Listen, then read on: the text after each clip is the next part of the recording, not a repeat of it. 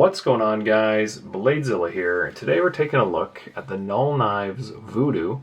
This gorgeous little guy here. I shouldn't say little guy, it's actually fairly big. But beautiful knife, just kind of came in, and I'm actually going to be giving you guys my first impressions as I have not looked at this or taken any kind of look. So I figured, you know what, this should be fun for both of us. So let's kind of dig in and kind of get started on this super popular knife right now. It seems to be fairly fairly trendy. As a reminder, check out my website, BladeZilla.ca, where a lot of the knives featured on this channel are available for sale, which will at some point be this this model of knife, because I haven't taken photos of it yet. Simply put, I'll do that after this video. But I've got a stack of these that are going to be going up, so BladeZilla.ca, got some really cool CKFs, Microtechs, lots of Shirogorofs, Koenigs, geez, you name it. There's all kinds of cool stuff in Canada, ready to ship at your discretion. So there you go. Pretty nice little shout out. And I guess also as a reminder, these are pretty casual videos. I'm not going over every little intricate detail of the knife and talking about blade edges and grinds and all this stuff. I'm just showing you the knife, telling you what I think about it, and you know, kind of take things from there. So first and foremost, this model, I believe, is made by Riot. I haven't done the research on that, but I'm pretty sure it's made by Riot. And it's called the Voodoo, in kind of a really nice black PVD, wicked little kind of stonewash hiding underneath there. And then also that gorgeous carbon fiber that's just hanging on the outside of this knife. Really nicely kind of completes that overall package, which looks terrific. I'm going to close this blade before I cut myself. We'll get back to that, but let's kind of go over some of the details here. So the pivot itself looks really cool. It's kind of got a cross-hatched vibe to it, and also note there's no way of getting grip on that. So maybe the cross-hatching is usable if you have to take it apart. I don't know if this is going to have any issues or whatever taking it apart, but I'm assuming that the cross-hatching will help. Yeah, there you go. T8 on the other side, look like. We've got some Torx as well in the middle of the carbon fiber. It looks real nice as well. And if we look at some of the, just how well it's put together, I don't see too many gaps. Like, that's just really pretty nice considering the price point. So that's pretty sweet. Pretty doggone sweet. If we look at the flipper, or not the flipper, the thumb stud here, it is angled on both sides, which is kind of cool depending on how you want to flip it out. And for lefties, you know what, you're getting one too. And I do see a little bit of a or a screw there, a little mini Torx like a T6. So I don't know if you can remove it completely and kind of rely on the blade instead of that if you do want to take off the stud, but I'm assuming that's what it's for. Super nice, but nice and angled, and I don't know if we're going to be able to see this, but there is some nice little milling on there. And that's the beauty of showing a black knife with a black blade with black accessories. It's sometimes some of these details aren't the easiest to see. Flip it over here onto the lock side. So really nice clip, kind of some milling on it, which is a nice little touch. You know, Riot just knocking it out of the park typically. But once again, you see the tolerances on the carbon fiber. Very well done overall. No real issues there. It's nicely put together. The cross hatching on the pivot screw as well. Nicely done, and as evident, and matches both sides, which is a nice touch. We've got the T8s in the middle there, whatever it is, T6, 7, 8, 9, 10, whatever. In the middle, probably T8. And then, is it under the clip for a second screw? It looks like there is another one underneath the clip. I don't know if we're going to see it, but it's right above my fingernail there. There is another Torx bit, because usually there's two. In this case, no different. We've got one hiding, so that's a nice little, you know, sight line addition there to kind of help. I always love that kind of stuff where you can. And let's crack that blade open once again. So M390 with that kind of dark stonewash hiding underneath there.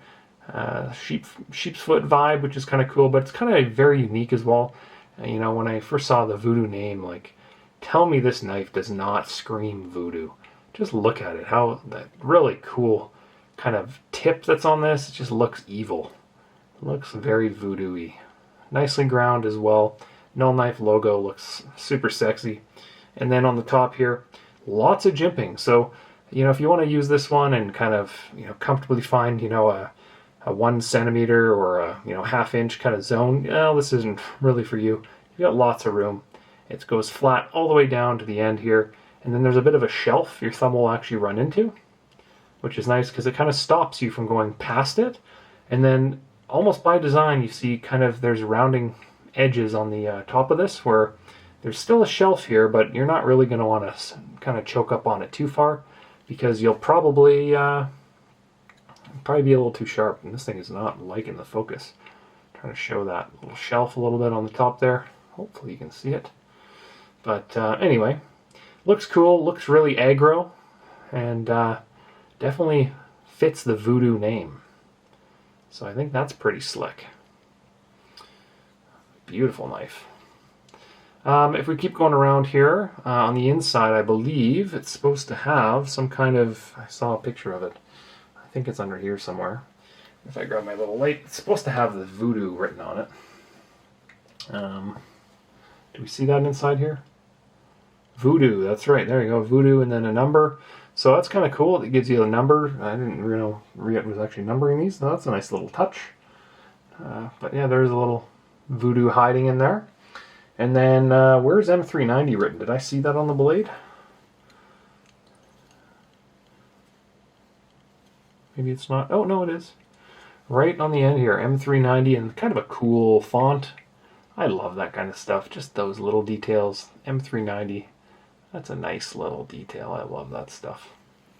Otherwise, on the inside of this, I'm assuming, just based on the price point, that it's not going to be internally skeletonized. I think they're $350, $400 US. So I don't see them. Yeah, pretty cool. Although that backspacer's got a cool little centering channel in the middle of it, and that is very much akin to Shirogorov. I love when they do that because you don't have to actually do that, but the fact that you have a channel in there for your blade to be centered perfectly is just like a, yeah, we can. So I love that. I always love those details.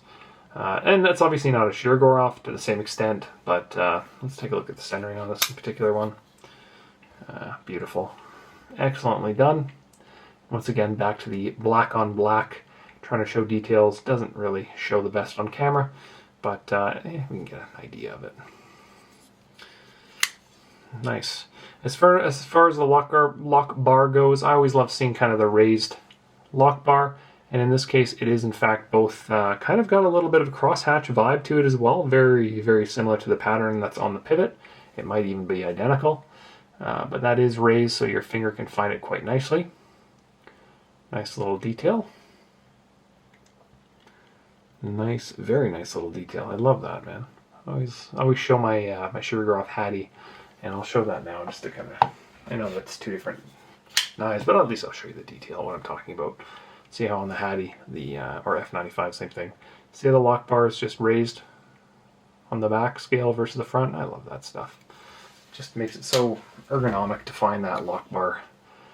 So it is raised slightly, not crazy, but it's got a nice cut bevel in it.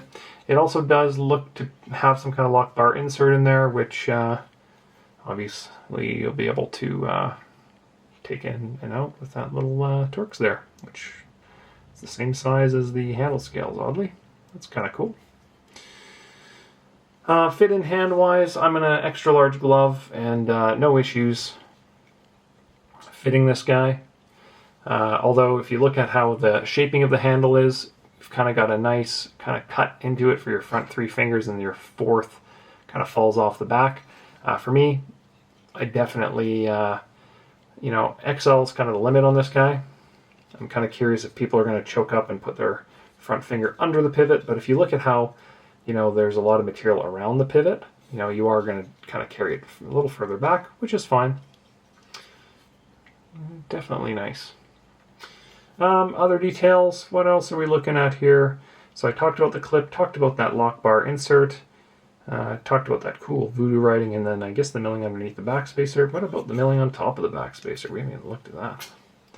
So that's pretty sick as well. We've got some cool patterns. It goes from like a heart to an arrow, which is kind of cool. Or maybe, as I'll call that, the nice heart to the finally ready to settle down vibe. you know, the 35-year-old vibe, but we're not going there. I don't know why that came to my mind, but I apologize, and it will not be cut out of the video. But yeah, I dig that that's looking pretty sweet. I don't know if that's like a Null Knives thing or like, I don't know what that's all about, but I just think that anytime you get some, you know, breaking the rule and not going with a symmetrical backspacer, that's just cool. I love that stuff. Symmetrical meaning like a pattern backspacer, you know, gears or whatever. I just think it's well done. Yeah, I think this is a sick little blade. Speaking of which, we don't know how little it is, so let's get a measurement on it. It feels like a large Sebenza, size-wise. And we'll see. Blade length of 3.5 grind, so a little bit more, 3 5/8 maybe to the choil. Handle of, what did I say, 4 5/8 roughly. And overall length of right around 8 1/4, I'd say. 8 inch, oh, 8 1/4, yeah, pretty close. So really good size. Let's get that Sebenza, break her out. There's your large Seb. Yeah, pretty similar size-wise, actually, almost identical, especially in the handle ergonomics. The height of the knife, very, very similar. And I'll grab my small Sebenza as well, just to show that. Because why not? We can do that here. There's your small Sebenza. Quite a bit smaller, but not as cool. The cool carbon fiber or PVD.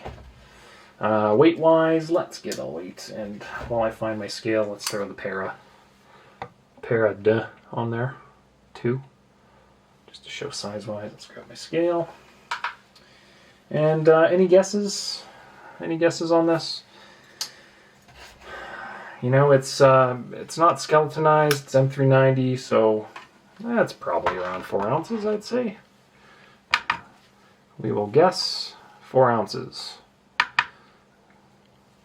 Something like that, but it is carbon. Okay, 4.1 ounces. Let's double check that it's zeroed. Yep. 4.1 ounces. I'm darn close today. I should go buy a lottery ticket. So, 4 ounce, 3.5 inch blade plus. I think you're kind of in the money spot. You're in the sweet zone of a really solid, well-made knife. You know, a lot of people, I just think that's an aggro look. You know, is it a super usable blade? I don't think a lot of people really care how usable a lot of these blades are. I dig the sheep's foot vibe. I think it looks really aggressive and cool. And I think it's going to be a popular knife. You know, Riet stuffs, people love it. I love it. It's just well made. I think it's kind of the gold standard right now in the OEM business. And had a bunch of Americans come through, probably, I don't know, about 30 or 40 of those go through. I only had one issue on one knife where the pivot actually had some rubbing on it. It looked like it was a black pivot, a matte black stonewash pivot, and it had like one of those salt bags, I think, may have sat on top of it in the box and maybe just rubbed it a little bit. Otherwise, that's the only problem I've had with any of the Riet stuff. It's all been completely solid and reliable, which is all I can ask for. So on this one, super cool knife. Love the textured pivot. I think it's definitely well made. Nice and comfortable in the hand. No hot spots. Flat clip. Nice jimping. Usable as well. And I guess you can probably pull those thumb studs off if you don't like them and you want to flick on the blade or reverse flick on the blade on that kind of cutout. That'd be kind of cool as well. Usable blade as well. And the voodoo engraving on the inside just makes it look super sick. So I think it's another cool knife that I'm going to be glad to throw in the store whenever I do take photos of it. And I think they're going to be pretty popular. Like, it's unique. Once again, another unique knife. So yeah. All right, guys. Well, I'm going to stop there. I wanted to just kind of go only 10 minutes on these ones. I want to do, you know, some more stuff. And I know that when I sit down and I focus, I tend to do 30 minutes. And, you know, 10, 15 is kind of the sweet spot I find on if I can do more of them. So, there you go. Super cool knife. That is the Null Knives Voodoo in black carbon fiber and PVD. And, yeah, look for that in the store shortly. All right, guys, have yourself a fantastic week. Follow me on Instagram. Follow me on Facebook. Follow me on YouTube. Did I forget anything else? TikTok, Instagram, Facebook. I don't know. There's too many of them. All right. Well, that is it. Appreciate you stopping by. Have a good week. Peace.